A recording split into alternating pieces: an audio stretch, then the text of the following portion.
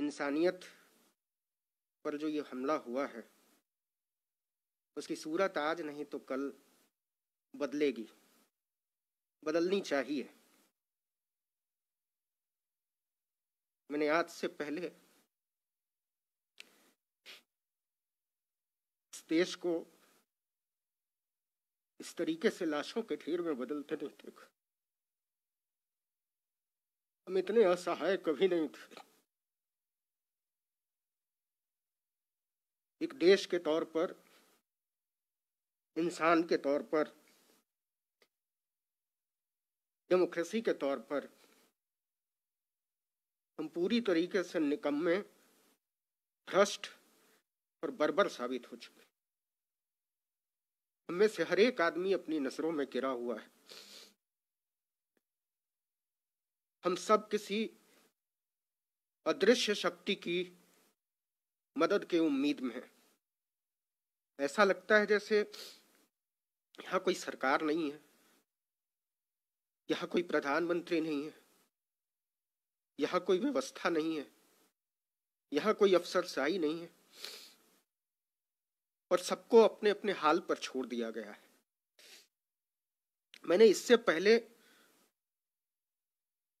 पिछले 40-45 साल में डॉक्टरों को बिलख बिलख कर रोते हुए नहीं देखा है। आप किसी भी डॉक्टर से बात कीजिए, वो कहते हैं हमको मेडिकल प्रोफेशन से चिढ़ हो गई है। हम इस दिन के लिए तो इस पेशे में नहीं आए थे। ऑक्सीजन के बिना अपने पेशेंट को तड़प तड़प कर मरना डॉक्टरों की नींद उड़ा दे रहा है। और आप यकीन मानिए, मुझे ऐसा लगता है कि आज से साल भर बाद हमारे डॉक्टर बहुत सारी मानसिक बीमारियों से लड़ रहे होंगे। जो मौतें वो देख रहे हैं और जितने असहाय वो महसूस कर रहे हैं, इसके बाद जिस ट्रॉमा में वो जाएंगे उसका अंदाजा हमको और आपको नहीं है। इस देश को नर्क बना दिया गया है, इस देश को दोजख बना दिया गया है और हम सबको इतना बेचारा बनाकर छोड़ दिया गया है जैसे हमारी कोई अहमियत नहीं। खैर, वो वक्त शायद गुजर जाएगा और जब ये गुजरा हुआ वक्त हमारे सामने आएगा तो मुझे नहीं मालूम मैं रहूंगा नहीं रहूंगा, मुझे नहीं मालूम डॉक्टर मनीष रहेंगे नहीं रहेंगे, डॉक्टर सोनू रहेंगे नहीं रहेंगे, लेकिन जो लोग भी रहेंगे